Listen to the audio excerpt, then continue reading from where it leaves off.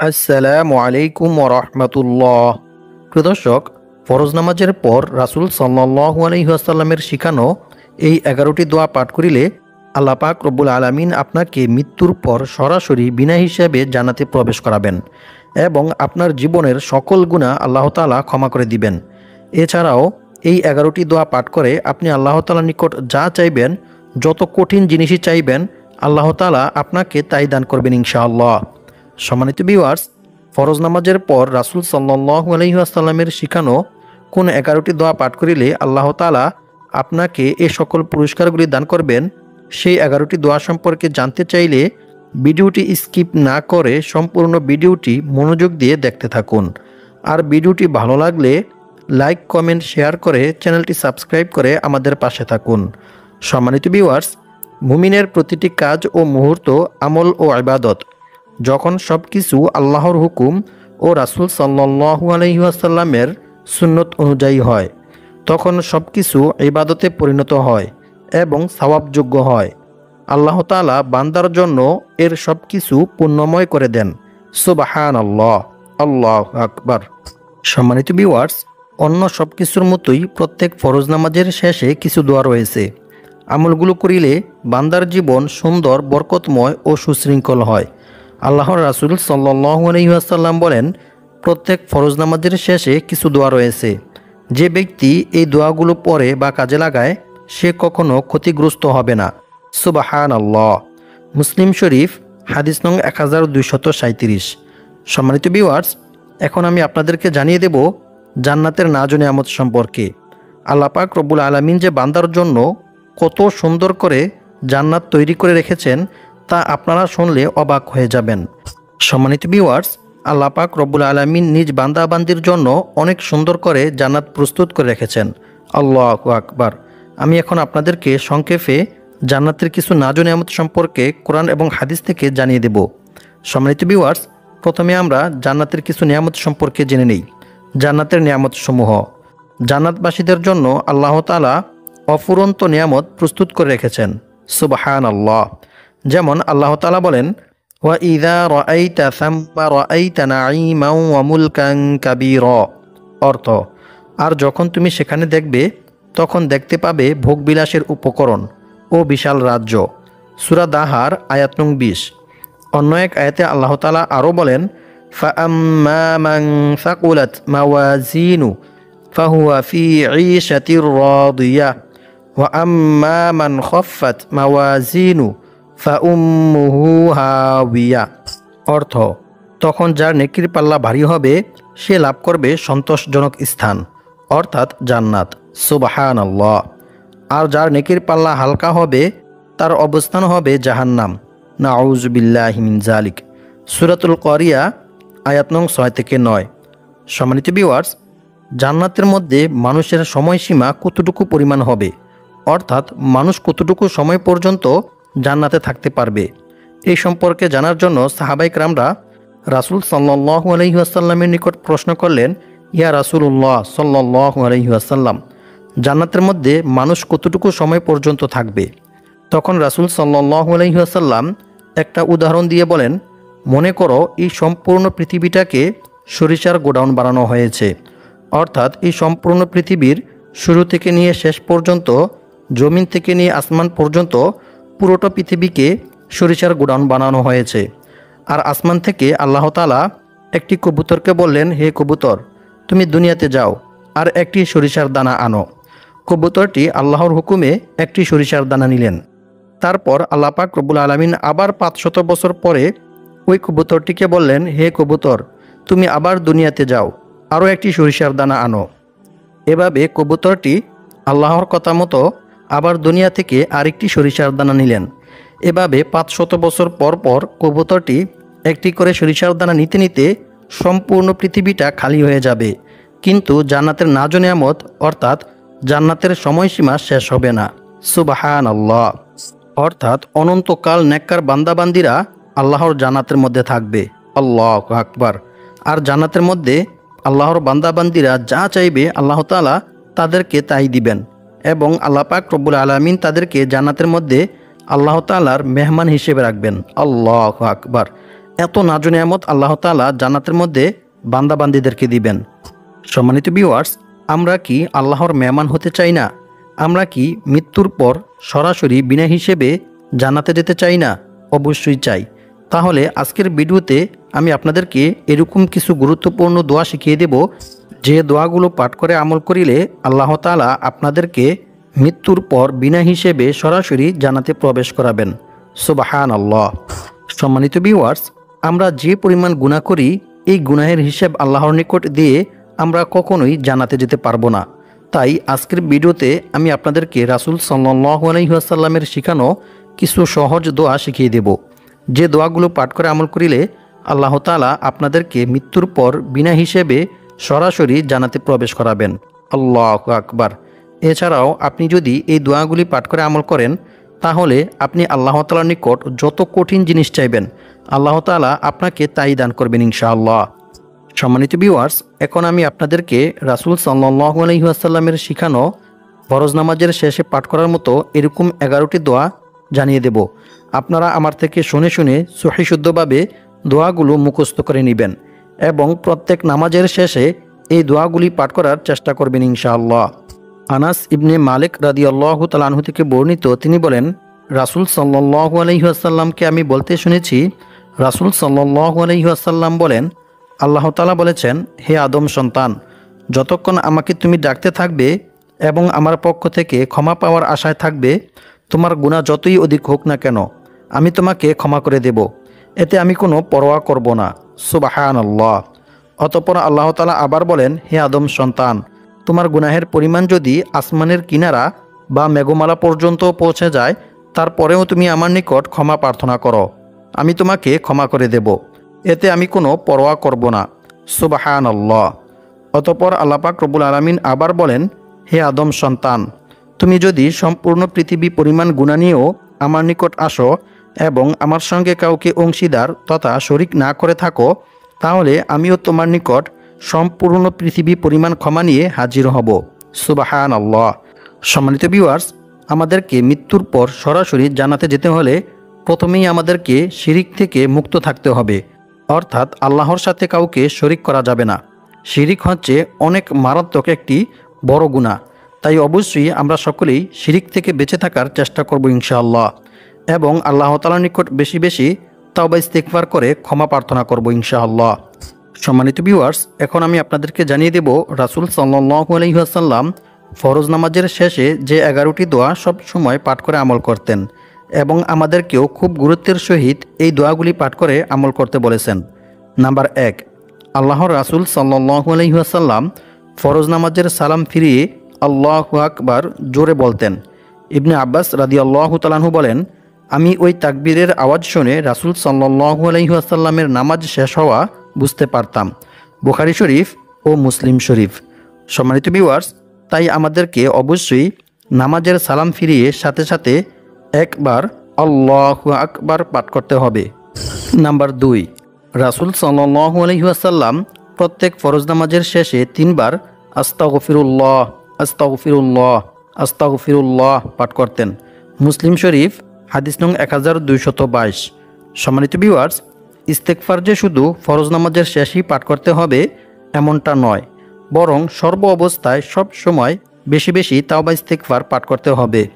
কারণ তাওবা ইস্তেগফারের মধ্যে আল্লাহ তাআলা বান্দার জন্য অসংখ্য অগণিত পুরস্কার রেখেছেন। আল্লাহু আকবার। স্বয়ং রাসূল সাল্লাল্লাহু আলাইহি ওয়াসাল্লাম নিজে দৈনিক 100 বার তাওবা ইস্তেগফার পাঠ করতেন। সম্মানিত ভিউয়ার্স, রাসূল সাল্লাল্লাহু আলাইহি ওয়াসাল্লামের একটি সগীরা গুনাহ পর্যন্ত ছিল না, তারপরেও তিনি দৈনিক 100 বার তাওবা ইস্তেগফার পাঠ করতেন। কারণ তিনি মূলত গুনাহ থেকে পবিত্র হওয়ার জন্য তাওবা ইস্তেগফার পাঠ করতেন না, বরং আল্লাহ তাআলার সাহায্য পাওয়ার জন্য বিপদ-আপদ, বালা মুসিবত, দুঃখ কষ্ট, দুশ্চিন্তা ও দারিদ্রতা থেকে মুক্ত থাকার জন্যই বেশি বেশি তাওবা ইস্তেগফার পাঠ করতেন। বেশি বেশি তাওবা ইস্তেগফার পাঠ করিলে আল্লাহ তাআলা অনেক খুশি হন এবং বান্দাকে অসংখ্য অগণিত পুরস্কার দান করেন। বান্দা আল্লাহ তাআলার নিকট যা চান আল্লাহ তাআলা বান্দাকে তাই দান করেন। এ কারণেই মূলত রাসূল সাল্লাল্লাহু আলাইহি ওয়াসাল্লাম বেশি বেশি তাওবা ইস্তেগফার পাঠ করতেন। সম্মানিত ভিউয়ার্স, এখন আমি আপনাদেরকে এরকম 2টি ইস্তেগফার সম্পর্কে জানিয়ে দেব, যে দুইটি ইস্তেগফার পাঠ করে আপনি আল্লাহ তাআলার নিকট যা চাইবেন আল্লাহ তাআলা আপনাকে তাই দান করবেন। আপনার যত বড় কঠিন বিপদই হোক না কেন আল্লাহ তাআলা আপনার সেই বিপদও দূর করে দিবেন ইনশাআল্লাহ। পবিত্র কোরআনের মধ্যে আল্লাহ তাআলা বলেন, আর যে ব্যক্তি আল্লাহকে ভয় করবে আল্লাহ তাআলা তার সমস্ত সমস্যা থেকে উত্তরণের পথ বের করে দিবেন। তার সমস্ত বিপদাপদ, বালা মুসিবত, দুঃখ কষ্ট, দুশ্চিন্তা দূর করে দিবেন এবং আল্লাহ পাক রব্বুল আলামিন তাকে এমন জায়গা থেকে রিজিক দান করবেন যা সে কল্পনাও করতে পারবে না। অর্থাৎ তার ধারণার বাইরে থেকে গায়বীভাবে আল্লাহ তাআলা তার রিজিকের ব্যবস্থা করে দিবেন। সুবহানাল্লাহ। আর যে ব্যক্তি আল্লাহর উপর ভরসা করবে তার জন্য তিনিই যথেষ্ট হবেন এবং আল্লাহ পাক রব্বুল আলামিন তার মনের সকল ইচ্ছা পূরণ করবেনই। সুবহানাল্লাহ। সূরাতুত তলাক আয়াত নং 2-3। সম্মানিত ভিউয়ার্স, আল্লাহ তাআলাকে ভয় করার সর্বোত্তম মাধ্যম হচ্ছে তাওবা ইস্তেগফার করা, ক্ষমা প্রার্থনা করা।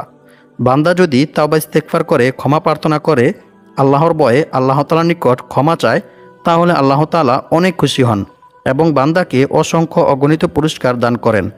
রাসূল সাল্লাল্লাহু আলাইহি ওয়াসাল্লাম বলেছেন, মরুভূমিতে হারিয়ে যাওয়া উট খুঁজে পেয়ে উটের মালিক যতটা খুশি হয়, যখন কোনো গুনাহগার বান্দা আল্লাহ তাআলার নিকট তাওবা ইস্তেগফার করে, ক্ষমা প্রার্থনা করে, তখন আল্লাহ তাআলা এর চাইতে বেশি খুশি হন। সুবহানাল্লাহ, আল্লাহু আকবার। শুধু তাই নয়, বরং আল্লাহ তাআলা বান্দার প্রতি খুশি হয়ে বান্দাকে অসংখ্য অগণিত পুরস্কার দান করেন। ইবনে আব্বাস রাদিয়াল্লাহু তাআলা আনহু থেকে বর্ণিত, তিনি বলেন, রাসূল সাল্লাল্লাহু আলাইহি ওয়াসাল্লাম বলেছেন, যে ব্যক্তি বেশি বেশি তাওবা ইস্তেগফার পাঠ করবে আল্লাহ তাআলা তার সমস্ত সমস্যা থেকে উত্তরণের পথ বের করে দিবেন। তার সমস্ত বিপদাপদ, বালা মুসিবত, দুঃখ কষ্ট, দুশ্চিন্তা ও দারিদ্রতা দূর করে দিবেন এবং আল্লাহ পাক রব্বুল আলামিন তাকে এমন জায়গা থেকে রিজিক দান করবেন যা সে কল্পনাও করতে পারবে না। অর্থাৎ অকল্পনীয় উৎস থেকে গায়বীভাবে আল্লাহ তাআলা তার রিজিকের ব্যবস্থা করে দিবেন। সুবহানাল্লাহ, আল্লাহু আকবার। সুনানে আবু দাউদ হাদিস নং 1518। সম্মানিত ভিউয়ার্স, ইস্তেগফার দুটি হচ্ছে আল্লাহুম্মা গফিরলি যামবি ওয়া ওয়াসি'লি ফি দারি ওয়া বারিকলি ফি রিজকি। এই ইস্তেগফারটি বেশি বেশি পাঠ করবেন। আর দ্বিতীয় ইস্তেগফারটি হচ্ছে আস্তাগফিরুল্লাহাল আযীম আল্লাযী লা ইলাহা ইল্লা হুয়াল হাইয়ুল কাইয়্যুম ওয়া আতুবু ইলাইহি। এই ইস্তেগফারটি বেশি বেশি পাঠ করবেন। এই দুইটি ইস্তেগফার পাঠ করিলে আল্লাহ তাআলা আপনাকে অসংখ্য অগণিত পুরস্কার দান করবেন এবং মৃত্যুর পর আপনাকে আল্লাহ তাআলা সরাসরি জান্নাতে প্রবেশ করাবেন। সুবহানাল্লাহ। নাম্বার 3, প্রত্যেক ফরজ নামাজের শেষে রাসূল সাল্লাল্লাহু আলাইহি ওয়াসাল্লাম একবার আল্লাহুম্মা আনতাস সালাম ওয়া মিনকাস সালাম তাবারাকতা ইয়া যাল জালালি ওয়াল ইকরাম এই দোয়াটি পাঠ করতেন। মুসলিম শরীফ হাদিস নং 1362।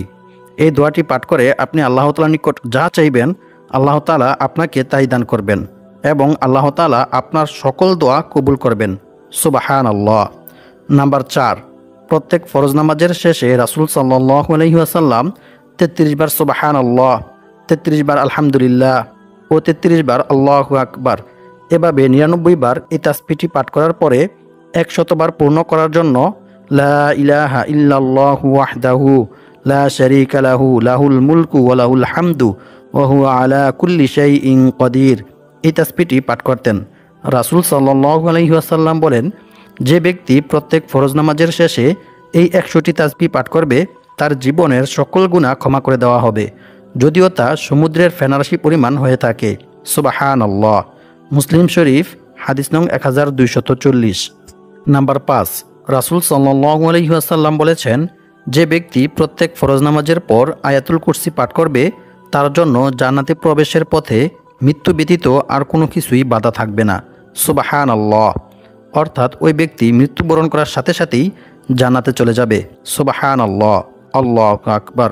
তাবারানী শরীফ হাদিস নং 7832।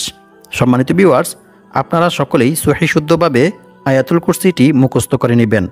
নাম্বার 7, রাসূল সাল্লাল্লাহু আলাইহি ওয়াসাল্লাম বলেছেন, যে ব্যক্তি সকালে ফজর নামাজের পরে 7 বার এই দোয়াটি পাঠ করবে সে ব্যক্তি সন্ধ্যা হওয়ার আগে মারা গেলে তাকে জাহান্নাম থেকে মুক্তি দেওয়া হবে।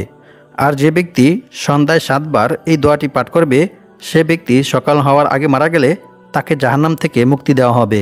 সুবহানাল্লাহ। দোয়াটি হচ্ছে আল্লাহুম্মা আজিরনি মিনান নার আমি আবারও বলছি, দোয়াটি হচ্ছে আল্লাহুম্মা আজিরনি মিনান্নার। নাম্বার 8, রাসূল সাল্লাল্লাহু আলাইহি ওয়াসাল্লাম প্রত্যেক ফরজ নামাজের শেষে সূরা ইখলাস, সূরা ফালাক ও সূরা নাস পাঠ করতেন। তবে সন্ধ্যায় মাগরিবের নামাজের পরে আর সকালে ফজর নামাজের পরে 3 বার করে এই সূরাগুলি পাঠ করতেন।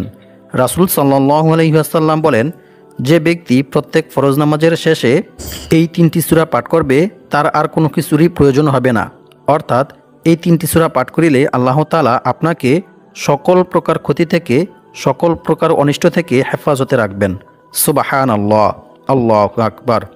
নাম্বার 9, সকাল বিকেল 10 বার করে দুরূদ শরীফ পাঠ করা। রাসূল সাল্লাল্লাহু আলাইহি ওয়াসাল্লাম বলেছেন, যে ব্যক্তি সকাল বিকেল 10 বার করে আমার উপর দুরূদ শরীফ পাঠ করবে, কিয়ামতের দিন আমি তার জন্য সুপারিশ করব। সুবহানাল্লাহ। অন্য হাদিসে বলা হয়েছে, যে ব্যক্তি বেশি বেশি দুরূদ শরীফ পাঠ করবে সে ব্যক্তি জান্নাতে রাসূল সাল্লাল্লাহু আলাইহি ওয়াসাল্লামের তত নিকটবর্তী থাকবেন। সুবহানাল্লাহ, আল্লাহু আকবার। অন্য হাদিসে বলা হয়েছে, ওই ব্যক্তির জন্য জান্নাত ওয়াজিব হয়ে যাবে। সুবহানাল্লাহ, আল্লাহু আকবার। তাই আমরা সকলেই বেশি বেশি করে দুরূদ শরীফ পাঠ করার চেষ্টা করব। সম্মানিত ভিউয়ার্স, আমরা চাইলে সবচাইতে ছোট দুরূদ সাল্লাল্লাহু আলাইহি ওয়াসাল্লাম এই দুরূদটি সবসময় পাঠ করতে পারি। এছাড়াও আল্লাহুম্মা সাল্লি ওয়া সাল্লিম আলা নাবিয়িনা মুহাম্মদ এই দুরূদটিও সবসময় পাঠ করতে পারি। নাম্বার 10, রাসূল সাল্লাল্লাহু আলাইহি ওয়াসাল্লাম বলেছেন, যে কোনো মুসলিম ব্যক্তি সকালে উপনীত হয়ে কিংবা সন্ধ্যায় উপনীত হয়ে এই দোয়াটি পাঠ করিলে তার জন্য জান্নাত ওয়াজিব হয়ে যাবে। সুবহানাল্লাহ। অন্য হাদিসে বলা হয়েছে, রাসূল সাল্লাল্লাহু আলাইহি ওয়াসাল্লাম বলেছেন, যে ব্যক্তি সকাল সন্ধ্যা 3 বার এই দোয়াটি পাঠ করবে, কিয়ামতের দিন আমি তার হাত ধরে তাকে জান্নাতে পৌঁছে দেব। সুবহানাল্লাহ, আল্লাহু আকবার। এছাড়াও অপর এক হাদিসে বলা হয়েছে, রাসূল সাল্লাল্লাহু আলাইহি ওয়াসাল্লাম বলেছেন, যে ব্যক্তি সকাল সন্ধ্যায় এই দোয়াটি পাঠ করবে, কিয়ামতের দিন আল্লাহ তাআলা তার নেকি বৃদ্ধির মাধ্যমে তাকে সন্তুষ্ট করবেন। সুবহানাল্লাহ, আল্লাহু আকবার। দোয়াটি হচ্ছে, রাদিতু বিল্লাহি রাব্বাও ওয়া বিল ইসলামি দীনাও ওয়া বি মুহাম্মাদিন সাল্লাল্লাহু আলাইহি ওয়াসাল্লাম নাবিয়্যান ওয়া রাসূলা। আপনারা সকলেই দোয়াটি ভালোভাবে মুখস্থ করে নেবেন এবং সব সময় সকাল সন্ধ্যায় 3 বার এই দোয়াটি পাঠ করার চেষ্টা করবেন ইনশাআল্লাহ। নাম্বার 11, রাসূল সাল্লাল্লাহু আলাইহি ওয়াসাল্লাম বলেছেন, যে ব্যক্তি দৈনিক 100 বার এই তাসবিহটি পাঠ করবে, আল্লাহ পাক রব্বুল আলামিন তার জীবনের সকল গুনাহ ক্ষমা করে দিবেন, যদিও তা সমুদ্রের ফেনারাশি পরিমাণ হয়ে থাকে। সুবহানাল্লাহ, আল্লাহু আকবার। তাসবিহটি হচ্ছে সুবহানাল্লাহি ওয়া বিহামদিহি। বুখারী শরীফ, হাদিস নং 6405। এছাড়াও রাসূল সাল্লাল্লাহু আলাইহি ওয়াসাল্লাম প্রত্যেক ফরজ নামাজের শেষে কবরের আযাব থেকে, জাহান্নামের আযাব থেকে ও দাজ্জালের ফিতনা থেকে মুক্তি পাওয়ার জন্য সব সময় আল্লাহ তাআলার নিকট এই দোয়াটি পাঠ করে আশ্রয় প্রার্থনা করতেন এবং আমাদেরকেও গুরুত্বের সহিত প্রত্যেক ফরজ নামাজের শেষে এই দোয়াটি পাঠ করতে বলেছেন। দোয়াটি হচ্ছে, আল্লাহুম্মা ইন্নী আউযু বিকা মিন আযাবি জাহান্নাম ওয়া মিন আযাবিল কবরি ওয়া মিন ফিতনাতিল মাহইয়া ওয়াল মামাত ওয়া মিন ফিতনাতিল মাসিহিদ দাজ্জাল। বুখারী শরীফ, হাদিস নং 2667। আল্লাহ পাক রব্বুল আলামিন আমাদের সবাইকে ফরজ নামাজের শেষে এই দোয়াগুলি পাঠ করে মৃত্যুর পর বিনা হিসেবে সরাসরি জান্নাতে যাওয়ার তৌফিক দান করুক এবং আমাদের মনের সকল ইচ্ছাগুলি আল্লাহ তাআলা পূর্ণ করুক। আমিন।